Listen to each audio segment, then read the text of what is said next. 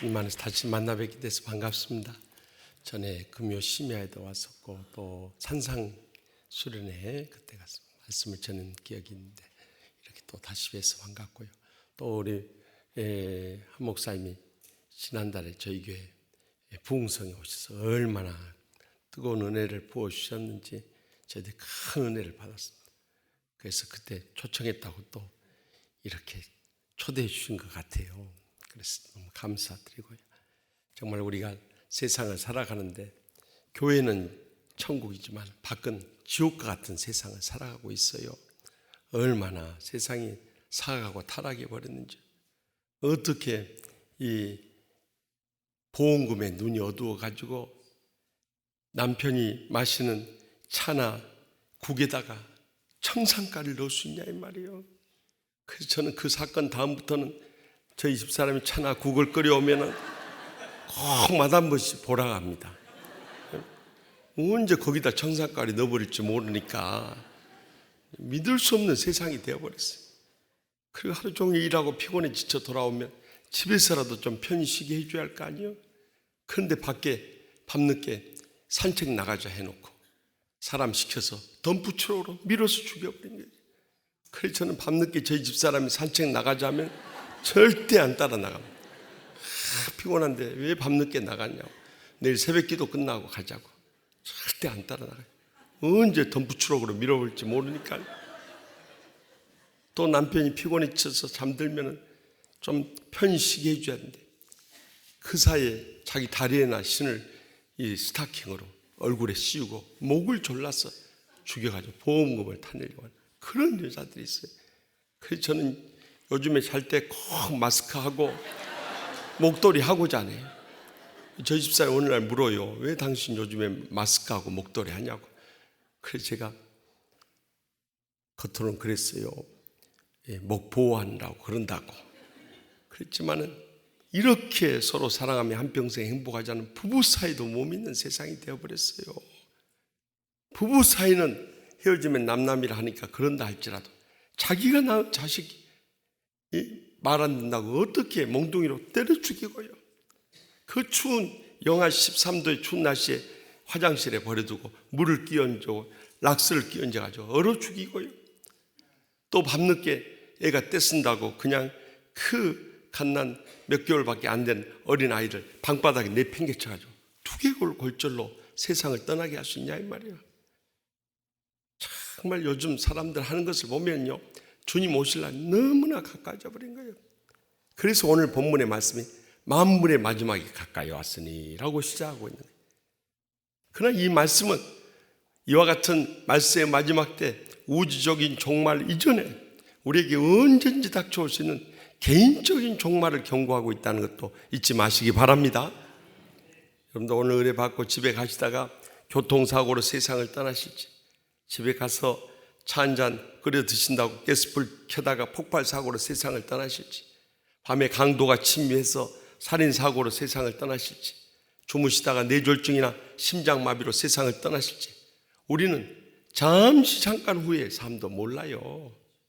이렇게 개인적인 종말을 임박했다는 것도 절대 잊어서는 안 돼요. 이처럼 우주적인 종말과 개인적인 종말이 임박했을 때 우리 남은 때를 어떻게 살 것인가 하는 것이죠. 먼저 본문 7절 말씀 다 같이 읽겠습니다. 만물의 마지막이 가까이 왔으니 그러므로 너희는 정신을 차리고 근신하여 기도하라. 아멘. 만물의 마지막이 가까웠을 때 가장 먼저 해야 할 것은 정신을 차리고 근신해 기도해야 돼요. 아멘도 안 하는 거 보세요. 깨어 기도하는 길밖에 우리가 살 길이 없는 거예요. 여러분들 죽음의 위기 속에서 엄마야 아빠야 부른다고 해서 여러분들 살려줄 줄 아세요? 주여 주여 하고 부르짖어야 돼요. 이것도 평소에 깨어있지 않으면요 주여 소리도 안 나와요. 저는 한 번은요 이제 신학대학 교수 하다가 우리 한 목사님처럼 저하고 한 목사님하고 비슷한 게 너무 많은 거예요. 고향부터 시작해가지고 또 미국 가서 유학 생활하고 이민 목회하고 또 한국 돌아서 교수 생활하다가 이렇게 현장 목회로 돌아온까지 똑같아요. 그런데 참 우리 한 목사님은 충만하시니까 그렇지 않겠지만 저는 이 교수 생활하다가 2000년 6월 11일에 이제 옛날에 화곡동 교회라고 했어요. 화곡동에 있는 교회라 해서 화곡동 교회 이제 부임을 했어요. 근데 거기는 보니까 매년 구역장 본찰 수련을 가더라고요. 그래가지고 저는 이제 몇 대 버스를 대절해가지고 하는데 저는 교회 버스에 탔어요. 근데 저희 교회 버스 기사 집사님이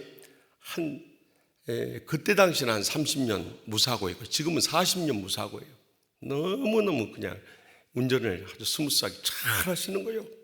그런데 한참 달리고 있는데 옆에 승용차가 추월하려고 나서다가 앞에서 추록이 달려드니까 바로 우리 버스 앞으로 그냥 뛰어들어 버린 거예요. 그러니까 이 추돌 사고를 피하기 위해서 우리 집사님이 그냥 급브레이크를 밟았어요. 그때 교인들이 튀어나간 거예요. 그런데 그 위기의 순간에 신앙이 다 드러나 버립니다.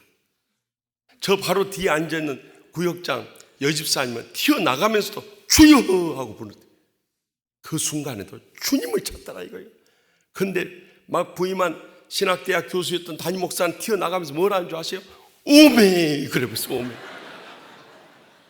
그런데 이 두 소리가 똑같이 튀어나와 버린 거예요. 한 버스 안에서 한쪽에서는 주여 하고 저는 오메 하고 튀어나가고 제가 수련회 가서요 고개를 들 수가 없는 거예요. 더욱이 그 집사님만 만나면 아주 피해 다녔다니까. 제가 오직하면 집에 가서 주여 주여 연습까지 했겠어요. 얼마나 통에 자복했는지 몰라요. 하나님 아버지 구역장 집사는 영적으로 충만해서 그 위기 순간에 주여 소리가 튀어나오는데 이 담임 목사라는 사람은 그 위기 순간에 오메나 하고 있었으니 이게 뭔 창피입니까? 정말 주님 앞에 통에 자복하지 않을 수 없어요. 여러분 우리가 평생을 통해서 쉬지 말아야 할 것 딱 한 가지. 그게 뭐예요? 하여튼 알기는 잘 알아요. 그런데 이렇게 목회하면서 보면은요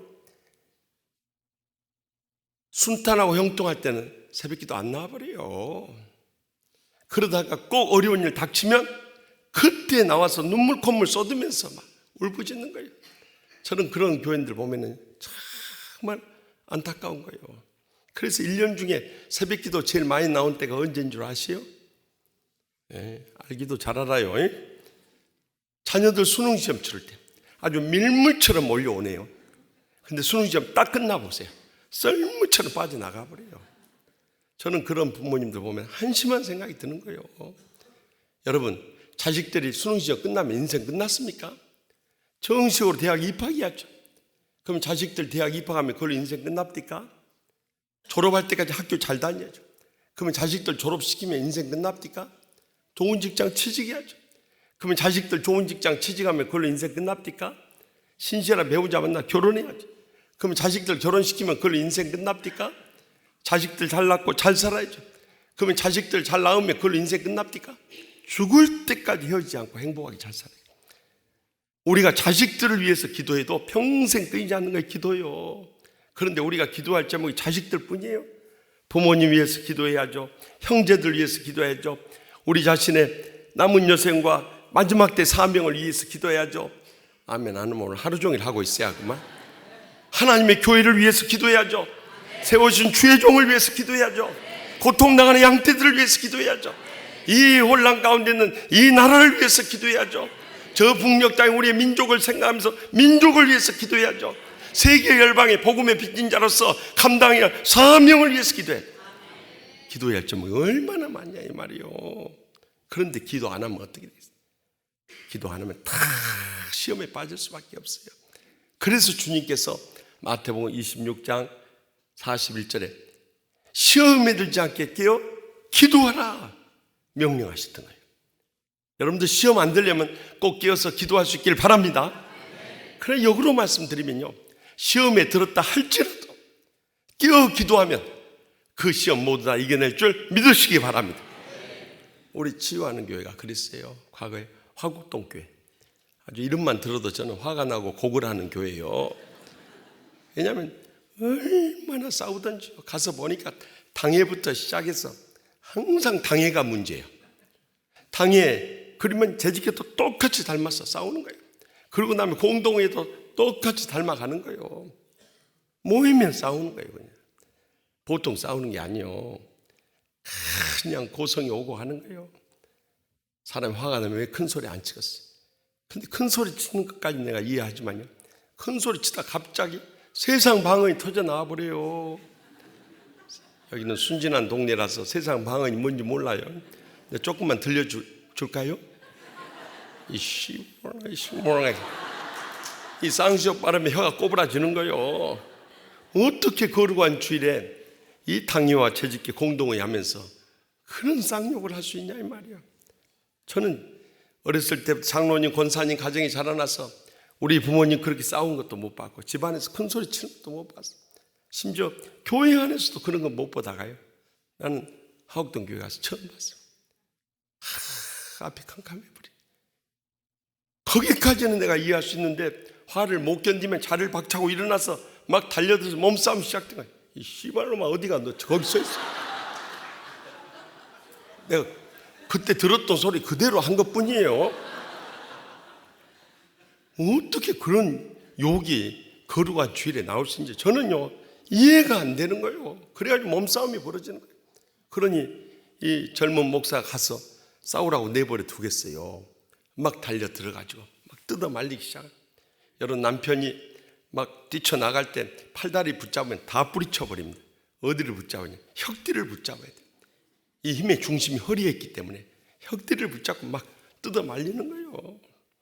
저는 고등학교 때 유도를 배웠는데요, 지금까지 써먹을 기회가 없었네요. 근데 하옥동 교회 가서 나 처음 써봤어요. 왜 주님께서 고등학교 때 유도를 가르쳤는지 그때 깨달은 거예요. 지금은 웃으면서 이야기하지만요, 그때는요 비참해버린 거예요. 이런 교인들하고 평생 어떻게 목회하냐 이거예요. 그뿐만이 아니에요. 우리 교회는 고소의 달인들이 많아가지고요, 제가 처음 10년 동안 고소를 52건을 겪었어요. 52건을. 별로 놀라는 표정들도 아니셔. 여러분들 고소를 안 당해봐서 그래요. 고소를 당하면 경찰서에서 조서를 꾸미라고 오라고 연락이 옵니다. 그럼 가서 사실대로만 대답하면 돼요. 거기까지는 참을만 해요. 근데 또다시 오라는 거예요. 그러면 가면은요, 그때 대질신문이라는 거예요. 저를 고소한 집사들이 저를 보고 목사라고도 안 해. 이 강아지야, 강아지 하고 달려들어요. 지금 강아지가 뭔 뜻인 줄도 몰라요. 하여튼 목사님 닮아서 순진해서 모른다니까요. 강아지가 뭔 새끼요? 응? 그러고 달려든다니까요. 어떻게 집사가 불신 경찰관 또 검찰 수사관 앞에서 담임 목사 보고 이 강아지야, 강아지 하고 달려들 수 있냐 이 말이에요. 온갖 수모를 다 겪는. 그러면 이제 검찰로 송치돼서 그와 같은 일을 똑같이 되풀이합니다. 저는 노무현 대통령 때 경찰과 검찰의 수사 일치권을 논의할 때요, 정말 그렇게 되길 원했어요. 경찰한테 수사를 맡겼으면 그걸 다 믿고 그 다음에 검찰은 보관 수사만 하면 돼요. 그런데요, 경찰에 가서 조서 꾸민 거나 검찰에서 가서 조서 꾸민 거나 똑같아 버려요. 왜 선량한 시민을 끌어나왔고 그렇게 고문을 시키냐 이 말이에요. 그것이 또 법원으로 넘어갑니다. 그러면 지방법원, 고등법원 할 때마다 서너 번 이제 소환을 하고요, 또 재판 적어도 한두 시간 이상씩 재판을 합니다. 그리고 대법원에 가면 서류 심사를 해요. 그런데 그러한 일을 52번을 겪는다고 생각해 보세요. 정말 미쳐버려요. 제가 한 3년 되니까요, 저도 굉장히 참 낙천적인 성격인데 3년 그냥 아침 저녁으로 그렇게 당하다 보니까요, 나중에는 언제부터인가 바늘로 저의 가슴을 콕콕콕콕콕 찌르는 심장에 협심증이 나는 심장병이 와버려요. 저는 처음에는 그 협심증인지도 몰랐어요.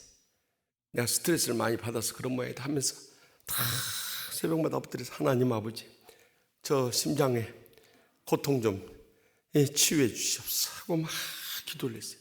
근데 어느 날 새벽 기도 끝나고 말씀을 묵상하고 이 담임 목사실 말씀 묵상하는데 갑자기요, 근육이 딱 굳어지면서요, 뒤틀리면서 숨이 딱 막혀버린 거예요. 심근경색. 우리가 흔히 쓰는 심장마비가 온 거예요. 그건 숨이 안 쉬어지니까 아, 사람이 이래가지고 죽는구나 그런 생각이 버뜩 나는 거예요. 그래서 일어나서 무조건 제 테이블 뒤에 있는 창문부터 열었어요. 열고 숨이 안 쉬어지니까 말도 못하고 거기에 걸터가지고 엎드려가지고 하늘 쳐다보고 그저 영으로 기도를 한 거예요. 하나님 아버지, 하나님의 뜻이라면 저는 언제든지 주님 곁으로 갈 각오가 되어 있습니다. 그런데 이렇게 담임 목사 쓰러져 죽었다 하면 저 악한 무리들이 얼마나 좋아하겠습니까? 이 하나님의 교회는 어떻게 하시려고 합니까? 저 불쌍한 양떼들은 어떻게 하시려고 저를 불러가시려고 그럽니까? 그런데요, 아무 말도 못하고 그냥 마음속으로 기도를 하는데요, 눈물만 그냥 주룩주룩 흘려요. 그런데 숨이 다 꺼져가지고 쓰러져 가는데 마지막에 숨통이 툭 하고 틀어집니다. 그래서 살아난 거예요. 아, 내가 이제는 한계가 왔구나. 더 이상 버틸 수가 없구나. 그래서 임시 당회를 그 다음 주에 소집을 해요. 그래서 제가 마치 사순절이 시작돼서 40일 동안 기도원에 좀 다녀오겠습니다. 그랬더니요, 정말 목사를 사랑하는 영적인 장로님들은요, 목사님, 우리 교회 와서 지난 3년 동안 얼마나 상처받고 고생을 많이 했습니다. 기도원에 가서 좀 푹 쉬었다 오십시오. 그러고 허락하고요. 또 저를 반대하는 육적인 장로들은요, 그렇게 참 고통 가운데 있는 저를 알아주지도 않고요, 하는 말이요, 목사가 기도 안 하니까 교회가 문제 해결 안 되지, 빨리 가서 기도하고 오라. 어떻게 말을 해도 그렇게 해요? 그래서 제가 이 하곡동교회 가서 우리 당회가 만장일치 된 것은 그때뿐이었어요. 서로 다 다른 관점에서 기도하고 오라고 하는 거예요. 그래서 처음 강화에 있는 기도원에 가서 금식하려고 다 갔는데요, 산등생 올라와서 하늘을 쳐다보는데 그냥 눈물만 하염없이 흘린 거예요. 여러분, 기도가 나올 때는요, 마음이 덜 상한 거예요. 너무너무 마음이 상하니까 하늘 쳐다보고 하나님 아버지 하고 부른데 눈물이 하염없이 흘러지는 거예요. 그리고 기도도 못하고 그냥 눈물만 주룩주룩 흘리다가 그 다음 날도 산에 올라가서 하나님 아버지 하고 부르면 눈물이 하염없이 흘러지는 거예요. 근데 그때 성령님의 위로의 음성이 들려요. 내가 너의 고통을 다 안다. 너의 눈물을 다 헤아리고 있다. 그러니까 끝까지 이겨내야 된다 하는 주님의 위로의 음성이 들려요. 그래서 20일 금식하고 20일 보호식하고 돌아오게 된 거예요. 그런데 그때 우리 교회 문제가 바닥을 치고 일어나게 된 줄 믿으시기 바랍니다. 성령님께서 역사하셔서 저를 내몰고 교회를 그냥 나누려고 하는 수습 정권 위원장이 사표를 써버렸더라고요. 자기가 김 목사 쫓아내기 전에 절대 안 물러서겠다고 그렇게 호언장담했던 그 목사가요, 사표 쓰고 떠나버렸더라고요. 그래서 우리 교회는 그때부터 수습의 길로 접어들게 되어가지고 지금은요, 갑절 이상으로 풍화하게 되고 2,500석 성전 크게 짓고 이제는 매 주일마다 정말 은혜롭고 행복한 교회로 풍화하게 된 줄 믿으시기 바랍니다. 여러분, 이 모든 것이 어떻게 가능하냐? 저는 한 것 단 한 가지뿐이에요.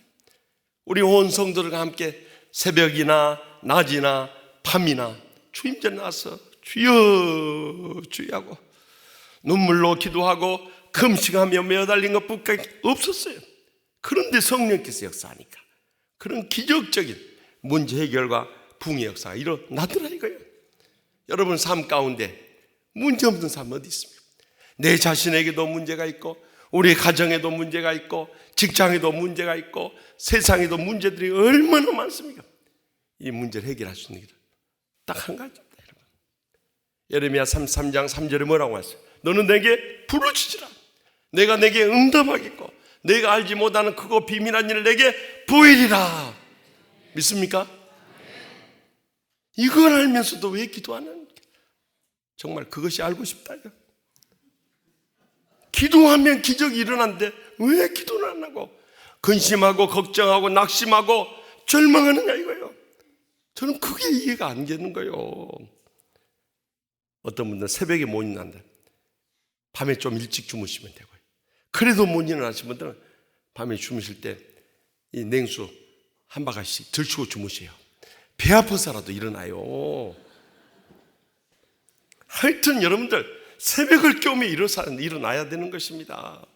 주님 앞에 나와서 부르짖지 않는 것입니다. 가정에서도 부르짖어도 주님 다 들으셔요. 그러나 이곳은 만민이 기도하는 집이에요. 우리가 기도해 보면요, 성전에서 기도할 때 그 기도가 얼마나 힘있게 일어나고 또 기적의 역사도 일어난지 몰라요. 그래서 지난 16년 동안 목회하는 가운데 정말 우리 부목사님 여기 와 있습니다만 수많은 암 환자들, 이 난치병 환자들, 또 세상 떠났던 이 남편이나 자식들 돌아오고 가정마다 기적적인 역사를 체험하지 않을 수 없어요. 그것이 어디서 오냐? 단 한 가지 방법, 기도밖에 없어요. 그런데 이 좋은 기도를 안 하고 있으면 우리가 어떻게 되겠냐 이 말이에요. 옛말에 그런 말이 있어요. 걷는 놈 위에 뛰는 놈 있고, 뛰는 놈 위에 나는 놈 있고, 나는 놈 위에 어떤 놈이 있는 줄 아십니까? 엎인 놈이 있는 거요. 여러분들 그냥 어떻게 날아요? 그러나 나는 놈이 엎여 있으면은 힘 하나도 안 들이고 온 사방천지 다 구경하고 다닐 수 있어요. 기도하는 사람은 하나님의 권능이 엎인 사람이고, 하나님의 축복이 엎인 사람이고, 하나님의 행복이 엎인 사람이고, 하나님의 기적이 엎인 사람인 줄 믿습니다.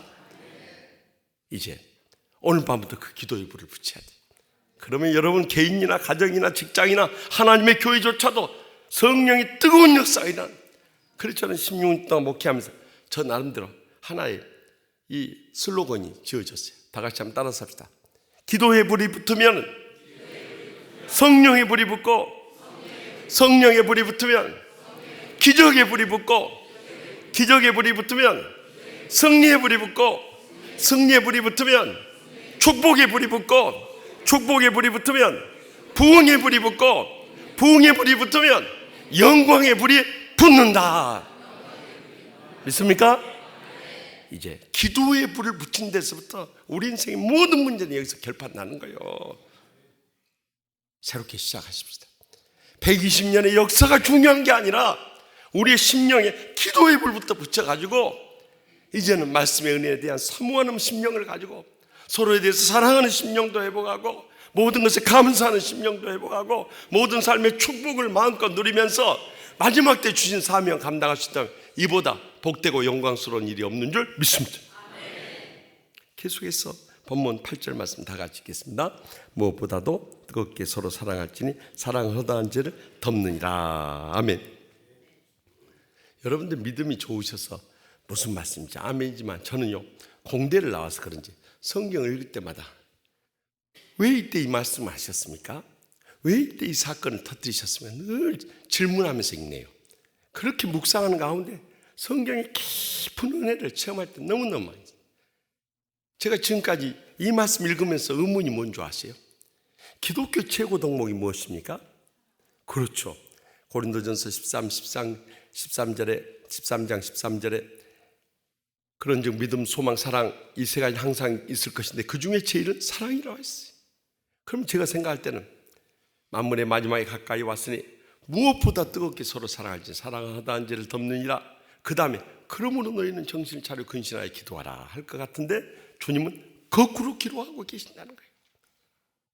여러분들이 의심스럽지 않습니까?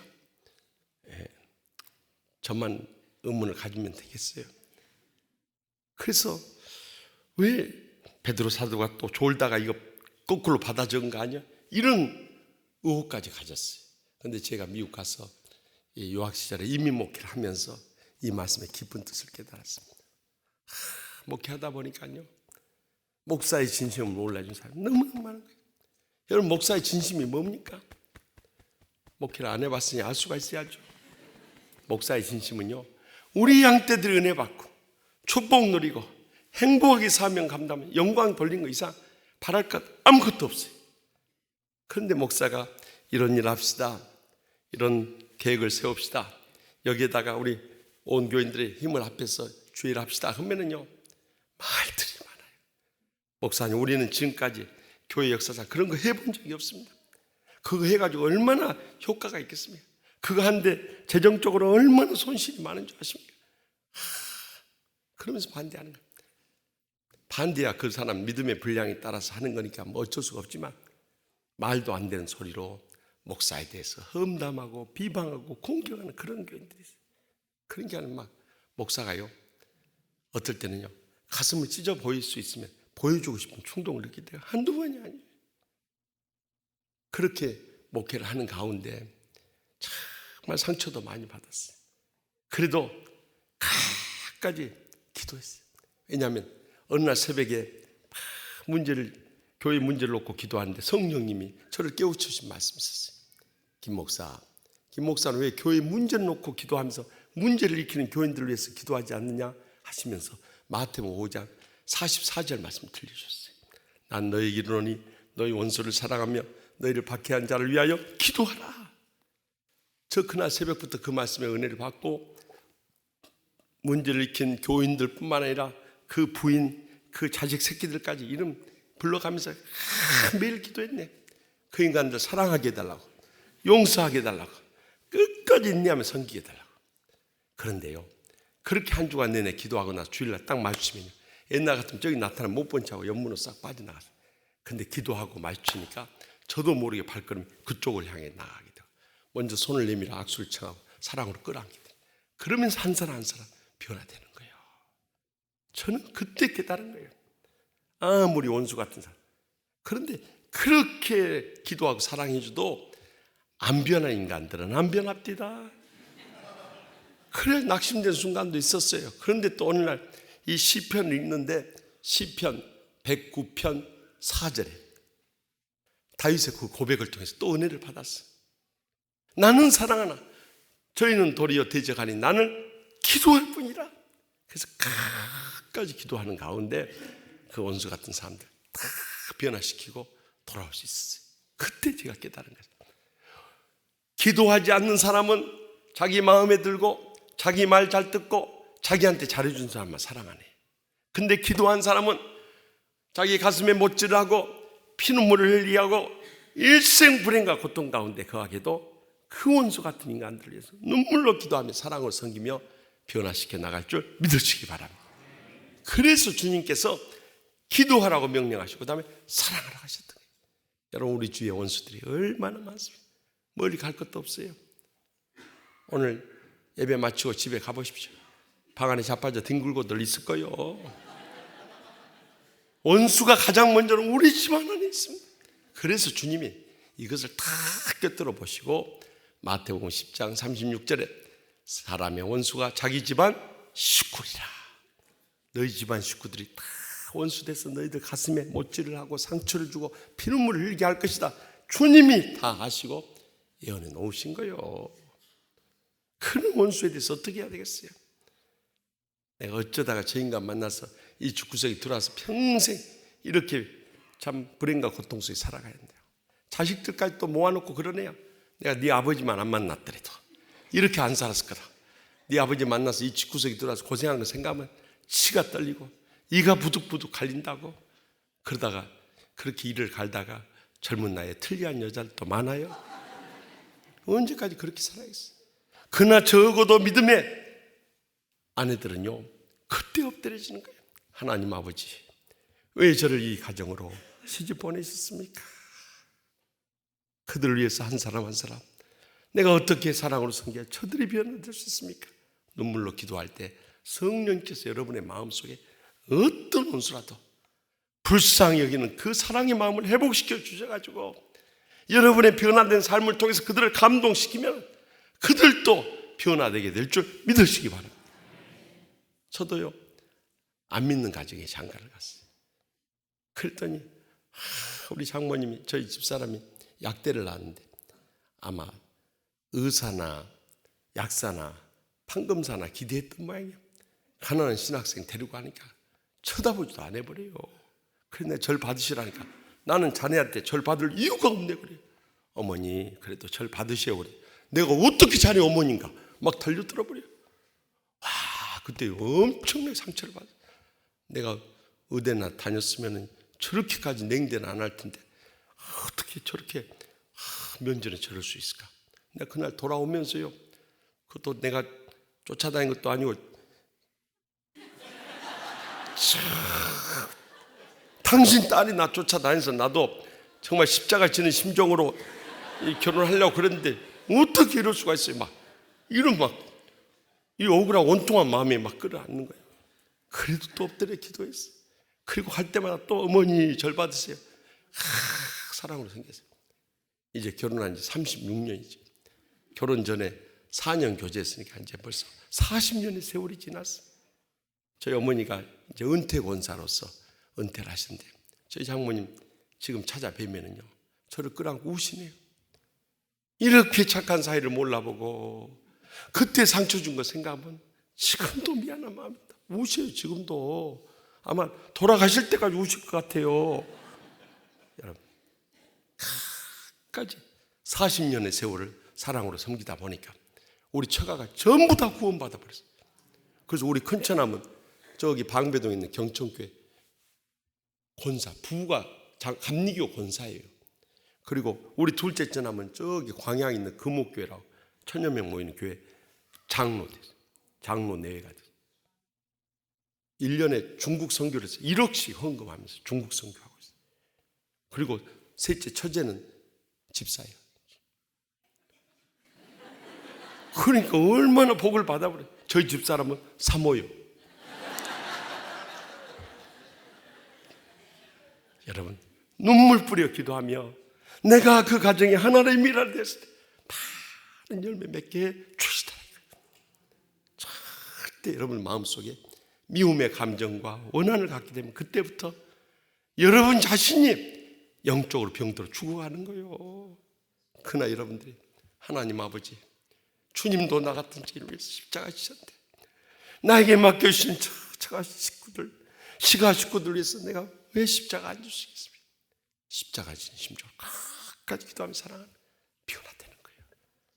놀라운 역사가 여러분의 가정에 일어나게 될 줄 믿으시기 바랍니다. 그 다음에 원수들이 어디인 줄 아세요? 세상은 말할 것도 없고요. 믿음의 가족들은 교회 안에 있네. 여러분들 주위 한번 봐보시오. 보기 싫은 놈들, 정말 미운 년들 얼마나 많냐 이 말이요. 그러면 막 보기 싫은 분, 미운 분 그럽니까? 다 자기들은 욕 잘하면서 꼭 목사가 자기들 마음에 있는 말 표현해주면 그런갑다 하죠. 웃고 있네요. 저도요, 목회하면서도 정말 미운 놈들이 있어요. 어떻게 그렇게 목사를 고소만 하는 것이 아니라 저 다닌 데를 스토커처럼 쫓아다닙니다. 제가 이 중앙성결교회 와서 집회한다면 여기 미리 와가지고 이 인근에다가 삐라를 쫙 뿌려버려요. 이단 목사 김우식은 물러가라. 그리고 삐라 들고 앞에 서 있다가 교인들 들어오면 그걸 또 유인물을 다 나눠주네요. 노예 가면 노예 앞에다 플랜카드 걸고 이단 목사 김우식 물러가라 데모하고, 총회 가면 총회 앞에다 플랜카드 걸고 이단 목사 김우식 물러가라 데모를 해버려요. 미쳐버려요. 그래서 하나님 아버지, 저들이 자기들이 하는 죄를 몰라서 그러니 저들을 불쌍히 해주시고 저들을 용서하여 주시고 저들을 회개하고 돌아오게 하시옵소서. 기도하기를요 1년, 2년, 3년, 4년, 5년, 6년, 7년, 8년을 기도했어요. 지금부터 꼭 9년 전에 제주 선교 100주년을 맞아서 장로교 교단들이 전부 일제히 제주도에서 총회를 가진 때가 있어요. 제주공항에 딱 도착해 내렸더니 그 인간이요, 피켓을 앞뒤로 걸고 제주공항 앞에 이렇게 서 있는 거예요. 세상에, 저놈이 육지에서만 나를 괴롭힌 것이 아니라 이제 섬에까지 쫓아내. 내가 그래서 그것도 전국에 있는 목사, 장로, 총대들 다 오는데 이 제주공항 앞에서 이러고 있으니 얼마나 참 창피한 일이에요. 그래서 내가 못 본 체하고 이렇게 빠져나갔는데 우리 노예 선배 목사님, 김 목사 저것 좀 봐봐. 피켓 내용이 달라졌어. 그래서 깜짝 놀라서 봤더니 여기 뭐라 쓰니? 영등포 노예 하곡동교회 김우식 목사님 사랑합니다. 나 세상에 이런 일이 TV만 나온 줄 알았더니 제주공항 앞에서 펼쳐진 거예요. 그래서 제가 찾아갔어요. 집사님, 어떻게 여기까지 오셨어요? 그런데 피켓 내용이 달라졌네요. 그랬더니 나중에 들은 이야기입니다만 부인이 암에 걸려 죽게 생겨버렸어요. 그래서 하나님 앞에 엎드렸답니다. 그런데 어느 날 성령님의 음성이 강렬하게 들려오더랍니다. 너는 왜 아쉬울 때만 나를 찾냐? 내가 뭐 아쉬울 때만 주님 찾아오거든. 네가 지금까지 내 종을 얼마나 괴롭히고 죽이려고 했느냐? 그렇게 책망하신다. 거기서 거꾸로 져버린 거예요. 하나님 아버지, 내가 죽을 죄를 졌습니다. 하나님의 종을 몰라보고 가슴에 못질라고 죽이려고 비수를 꽂고 달려들 저를 용서해 주셨어요. 얼마나 눈물로 통해 자보겠다. 그리고 나서 하나님 아버지, 내가 어떻게 목사님께 사죄할 수 있겠습니까? 그런데 어느 날 기독교 연합신문을 보니까 장로교 총회가 일제히 제주도에서 열린다는 소식을 듣고 첫 비행기를 타고 왔습니다. 하루 종일 이렇게 서 있은 거예요. 그뿐만 아니라 총회가 열리던 성안교회 앞에서 5일 동안요 플랜카드 걸고 아침 회의 시작하기 전부터 시작 끝날 때까지 그렇게 서 있었어요. 나중에 회개하고 돌아와서 저희들 새 성전 건축할 때 2년 6개월 동안 밤에 야근하면서 건축 차제 지키겠다. 그렇게 헌신자로 변해버렸어요. 지금도 일부 예배 꼭 나와서 저 만나면요 항상 그래요. 목사님, 요즘에 목사님 괴롭힌 놈 있습니까? 하고 물어봐요. 내가 겉으로 그냥 웃으면서 없습니다 하지만 속으로는 당신만 조용하면 다 조용해. 그런데 솔직히 그분을 대하는 제 심정은요 만날 때마다 눈물이 나는 거예요. 어떻게 저를 죽이려고 그렇게 쫓아가면서 상처의 고통과 불행을 안겨다주고 피눈물을 흘리겠던 저 사람이 저렇게 변해가지고 지금 만나기만 해도 눈물이 핑핑 돌아요. 어떻게 저렇게 변했습니까? 다른 교인들은 제가 악수해주면 그분 만나면 그냥 포옹을 합니다. 포옹을. 너무나 반갑고 감사했어요. 여러분, 저는 그래서 신학대학원에 지금도 강의를 하면서요 약수터 먹게 하라고 그래요. 약수터에 가면 물은 한 방울씩 떨어진대요. 그 굳은 바위는 움푹 패여 있어요. 여러분, 물방울이 무슨 일이겠습니까? 그런데 몇십 년, 몇백 년 떨어진 사이에 그 물방울이 굳은 바위를 패버리고 뚫어버리더라 이거예요. 여러분, 우리의 눈물의 기도와 그 사랑의 섬김이 아무리 강파와 완악한 심령도 다 녹이고요 뚫어버리고요 변화시킬 줄 믿으시기 바랍니다. 그래서 이젠 더 이상 원수가 다 사라져버려야 돼요. 그런 사람만이 진정으로 이 땅에서 천국처럼 살아가고요 죽은 다음에도 영원한 천국에 이르게 될 줄 믿으시기 바랍니다. 그런데 이 땅에서 아직도 감정 못 풀고 시기하고 질투하고 미워하고 그 응어리 끌어안고 지옥처럼 사는 사람들은요 건강하고 행복하게도 축복되기도 살 수 없을 뿐만 아니라 결국에는 암에 걸려서 빨리 갈 거예요. 그것도 천국 빨리 가면 할렐루야 아멘이요 지옥 불면서 떨어져요. 왜냐하면 이 땅에서 지옥처럼 산 사람이 어떻게 천국을 갈 수 있냔 말이에요. 여러분들 교회 생활하면서 다 눈앞에 보여요. 천국 갈 사람들은 모든 원수 사랑하고 모든 환경 감사하는 거예요. 그런데 지옥 가는 사람은 모든 사람 미워하고 모든 환경에 대해서 불만만 터뜨린 거예요. 지옥처럼 산 사람이 어떻게 천국 가냐 이 말이에요. 그렇기 때문에 그런 삶을 살지 못했다면 이제라도 회개하고요 성령님의 이 사랑의 영을 간구할 수 있기를 바랍니다. 그래서 이 사랑의 영이 우리의 가슴에 가득 차게 될 때 내 사랑하는 가족들이나 교인이나 주의 종은 말할 것도 없고 어떤 원수라도 끝까지 사랑하며 섬기며 이 땅의 천국을 회복하게 될 줄 믿습니다. 마지막으로 본문 9절 10절 말씀 다 같이 읽겠습니다. 서로 대접하기를 원망 없이 각각 은사를 받은 대로 하나님의 여러 가지 은혜를 맡은 선한 청지같이 서로 봉사하라. 아멘.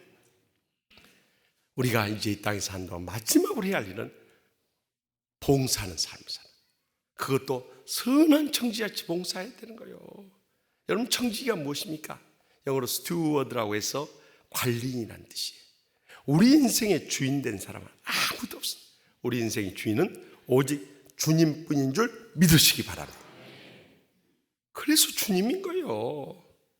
여러분 생명도 하나님이 주인이시기 때문에 이 땅에 보내셨다가 불러가시면 우리는 다 쓰러져 세상 떠나요. 여러분의 건강도 여러분이 지킨 것 같지만 하나님이 주인이시기 때문에 걷어가면 그날 우리는 다 쓰러져요.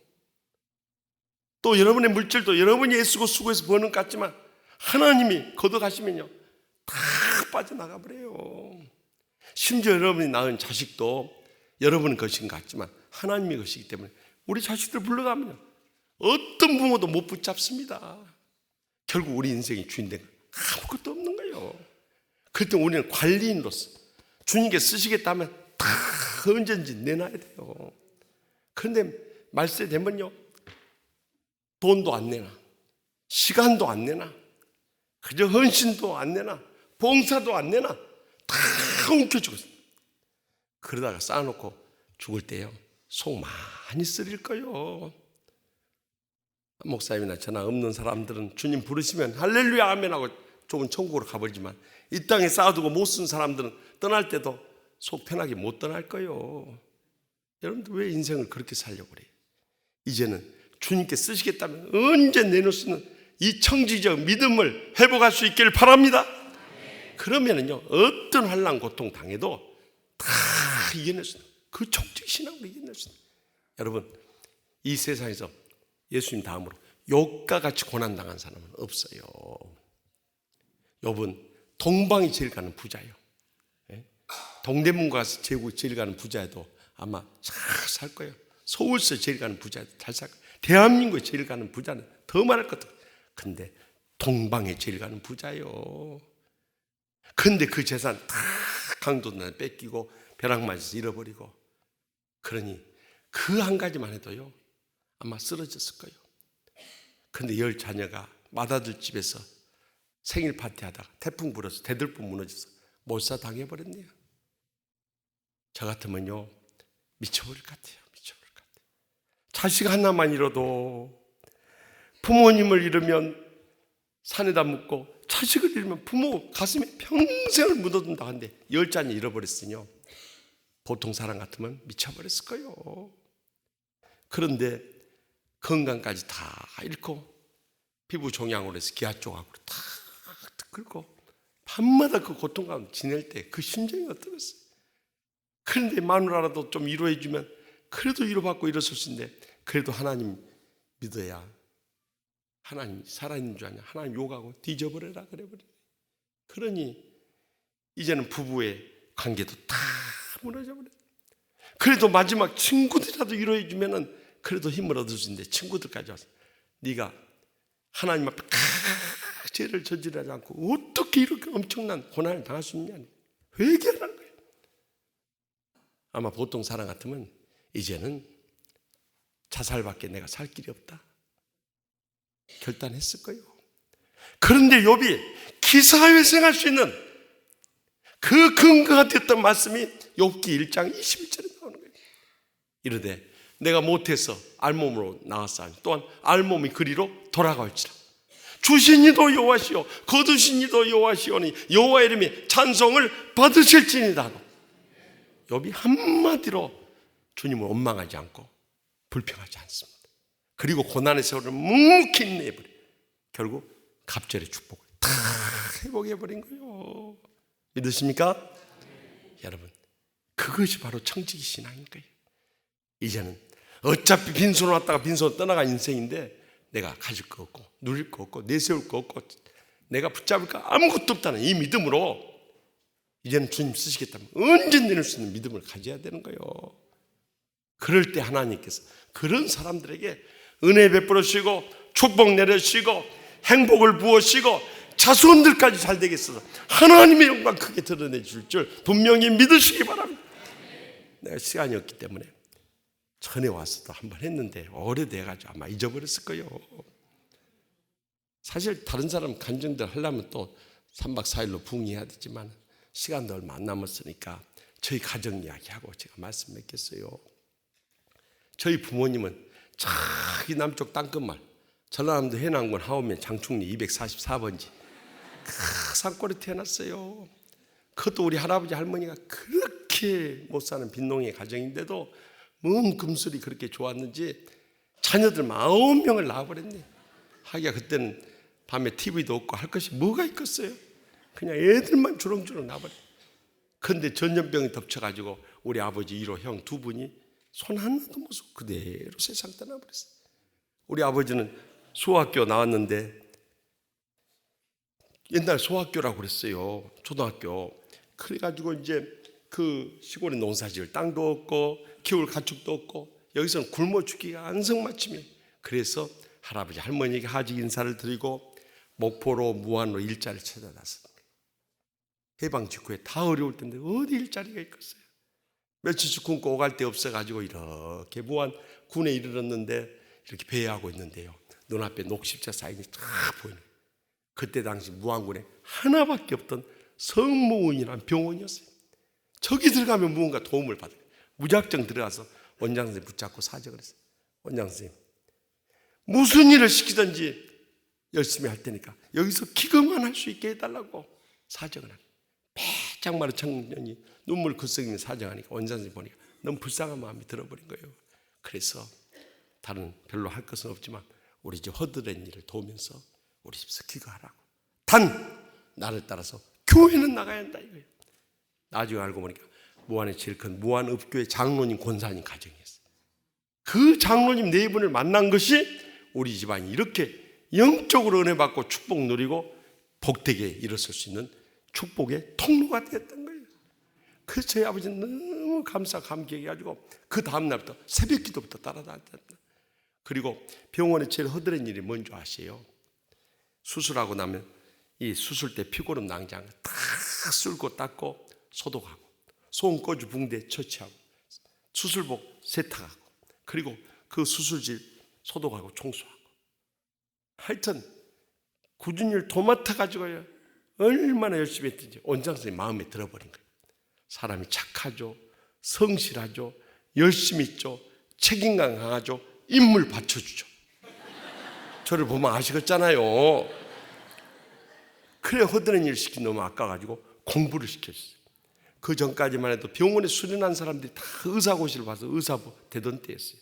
근데 그 시험 폐지돼버려요. 이제 이 약사 면허, 그때는 약종상 면허라고 그랬어요. 그 약종상 면허만 남아있어. 책을 갖다 주면서 시험 준비하라고. 그래서 우리 아버지는 소학교밖에 못 나와서 자신이 없다고 할 때 이 말씀을 들려주면서 이 말씀 붙잡고 공부하라. 여러분 자녀들이나 손주들한테 꼭 이 말씀 전해주세요. 우리 제 목사님도 정말 미국 가서 공부를 잘하나 밴더빌트라는 미국의 명문 신학대학 나오시지만 저도 정말 보잘것 없었지만 이 말씀 붙잡고 공부해가지고 제가 프린스턴 가서 첫 과목 어떻게 시험 본지 몰라가지고 B+ 맞은 거에는 전부 A학점 맡겨준 그 과목이 그 말씀이 별로 안 믿는 표정들 같아요. 그래서 그 말씀이 야고보서 1장 5절 말씀이에요. 너희 중에 누구든지 지혜가 부족하거든 후에 주시고 꿀지 않으서 하나님께 구하라. 그리하면 주시리라. 이 말씀 붙잡고 공부하라. 그래서 그 말씀 붙잡고 공부했는데 그 다음에 전라남도에서 약종상면을 18명 내주는데 2,000명이 몰려와 버린 거예요. 그래서 또 기도하면서 시험을 치렀는데 나중에 합격자 발표할 때 가서 보니까 수험번호가 붙었게요, 떨어졌게요. 하여튼 믿음들은 좋으세요. 수험번호 딱 붙어있는데 그걸 보는 순간 눈물이 하염없이 쏟아지대.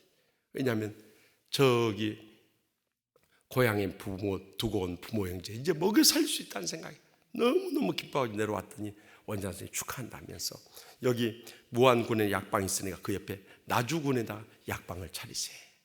근데 자네가 무슨 돈이 있는가? 그러니까 내가 약값은 대줄 테니까 자네가 돈을 벌면 갚든지 그것은 알아서 하소. 그랬더니 얼마나 고마운 장로님 권사님이세요.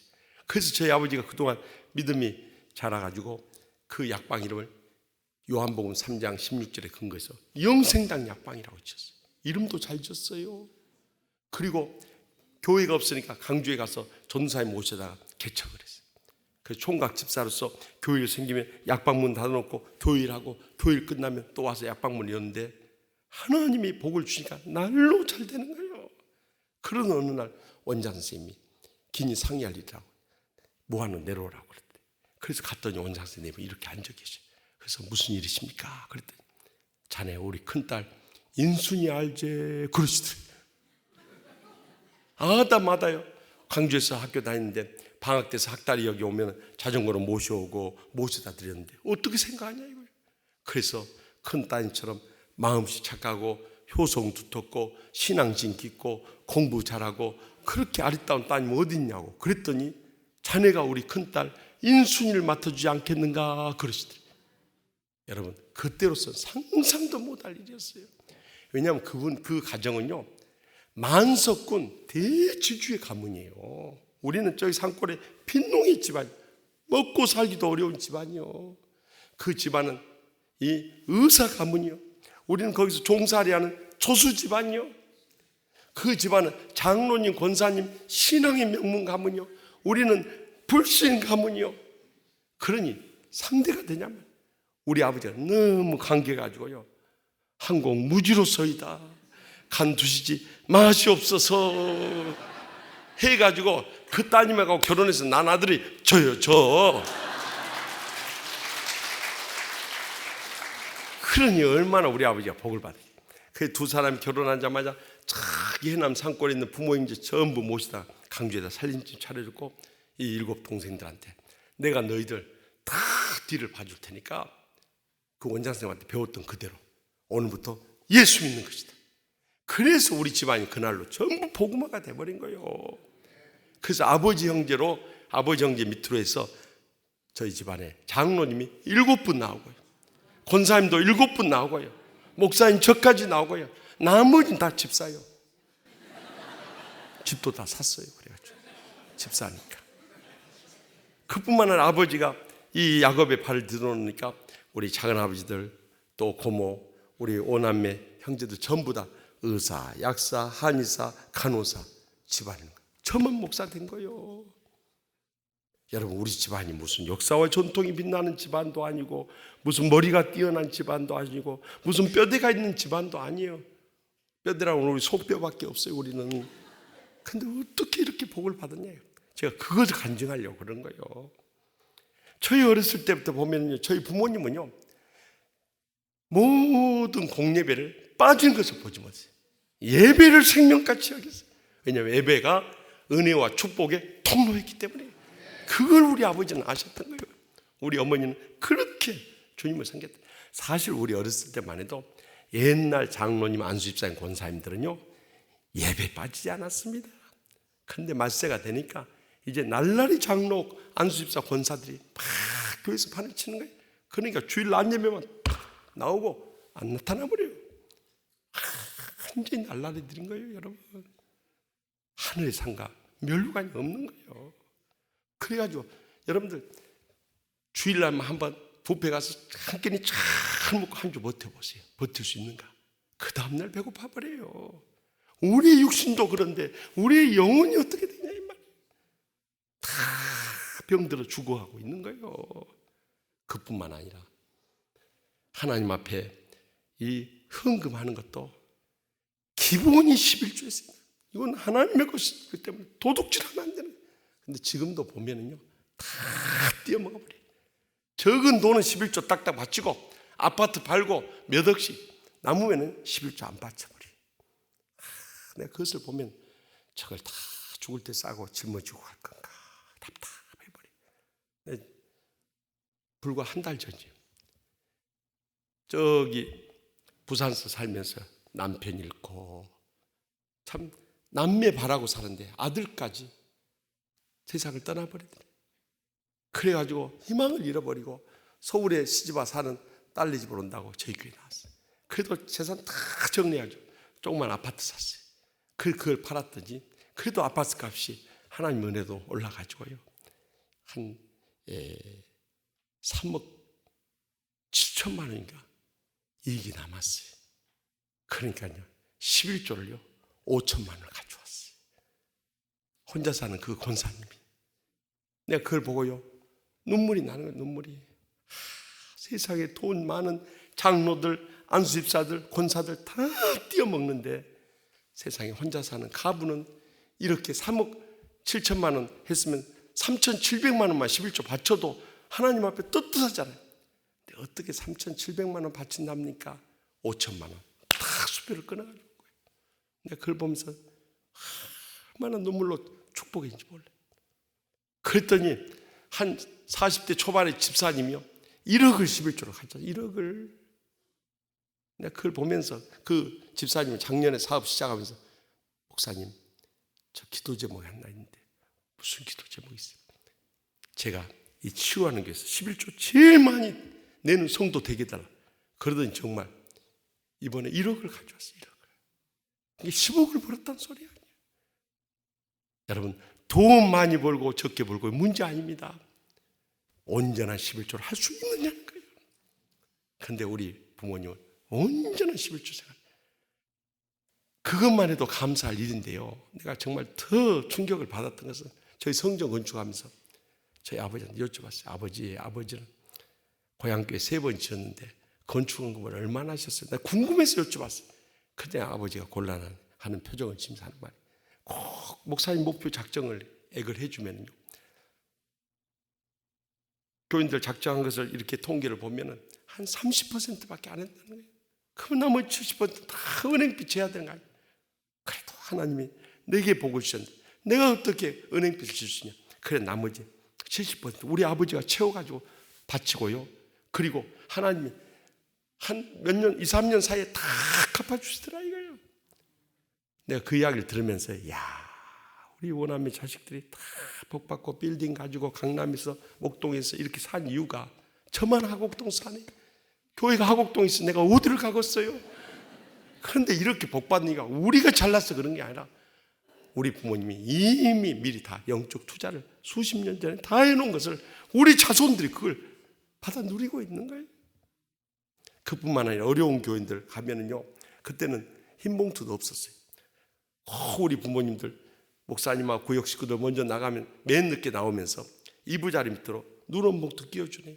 저는 어린 시절에 도와주려면 돈이나 도와주지 왜 저는 누런 봉투를 하나씩 끼워줄까 그랬어요. 지금 생각해보니까 다 몰래 구제하고 다녔대. 그뿐만이 아니에요.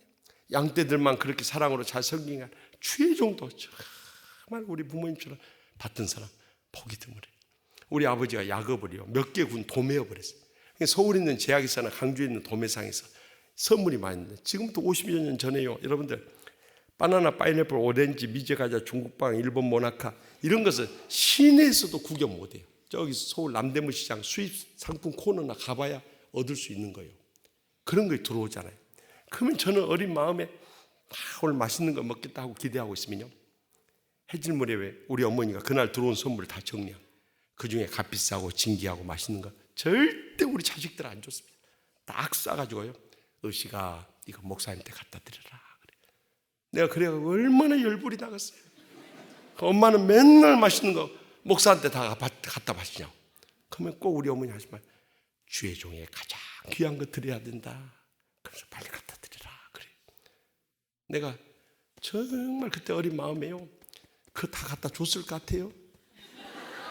많이 띄어 먹어버렸습니다. 내가 정말 지금은 회개합니다. 우리 어머니는 지금까지도 모르고 계십니다. 왜냐하면 어렸을 때 너무너무 먹고 싶어요. 여러분 파인애플이 서울서부터 내려오면 얼마나 이거 가지고 그것이 냄새가 그렇게 향기롭겠어요. 그런데 그 도둑질을 해도 머리를 써서 해야 돼요. 그냥 띄어버리면은 이제 목사님 우리 집에 전화할 거 아니에요.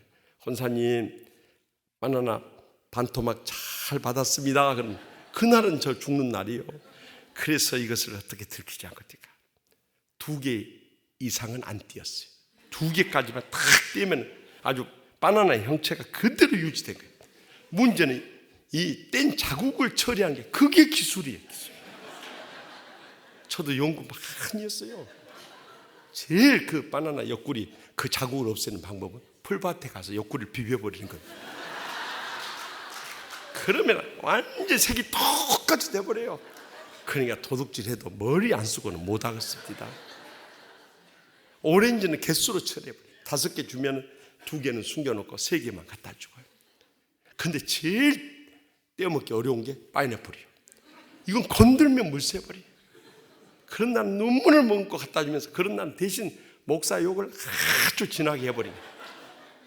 목사 그 새끼 혼자 다 처먹고 뱉어져 뒤져버려라. 막 목사 욕을 하다가 내가 목사 돼서 이 고생하는 사람이요. 그런데 지금 와서 생각해 보니까 우리 부모님이 정말 주님이나 양떼들이나 주의 종이나 잘 생겼어요. 그래서 우리 부모님이 정말 형제들 다 동생들 잘 길러놓고 우리 오남매 자식 잘 길러서 노년이 얼마나 복된지 몰라요. 한 10년은 젊어 보였어요. 그런데 세월 앞에 장사가 없는 거예요. 80이 지나면서 건강이 꺾이기 시작하는데 기력을 잃기 시작하더라. 마지막 세상을 떠나기 그 전주였어요. 제가 그때는 구성전에서 예배드릴 때문에 한 주일에 5번 설교를 할 때, 여러분들 설교 5번 안 해봐서 몰라요. 최 목사님 얼마나 고생하면 머리 다 휘어졌겠어요. 이거 못할 일이요. 그런데 보통 때는 주일날 우리 부모님 때가 안 들린대요. 참 사람이에요. 이 직감이란 게 무섭다는 것을 나는 그때 알았어요. 부모님 때 가고 싶은 거예요, 그날은. 그래서 들어가다가 부모님 때 우리 아파트 건너편에 아파트를 얻어서 모시고 있었는데 부모님 때 갔어요. 제가 초인종을 누르면 우리 아버지가 인터폰을 보시고 제일 먼저 뛰어나요. 아들 목사 왔다고. 그런데 그날은 어머니가 나오신 거예요. 그래서 아버지 어디 가셨어요? 그랬더니 그렇지 않아도 산부 예배 드리고 와서 몸이 저렇게 안 좋다고 누워 계신다 그러시요. 그래서 제가 우리 아버지가 얼마나 몸이 편찮으시면 아들 목사 왔을 때 한 번도 뛰어나오지 않은 적이 없었는데 누워 계신다는 게 심상치 않은 거예요. 그래서 문을 열고 들어가면서 아버지 저 왔어요 그랬더니 딱 쳐다보고 나서 눈을 감아버린 거예요. 우리 아버지가 많이 편찮으신 모양이다. 저렇게 누워있는 모습도 내가 못 봤는데. 그래서 제가 침대에 같이 누웠어요. 누워서 아버지 볼을 만지면서 아버지 아들 목사 왔으니까 눈 좀 떠봐요 그랬어요. 근데 제 생에 우리 아버지에게 들은 이 말씀 가운데 제일 슬픈 이야기를 저는 그때 들어야 했어요.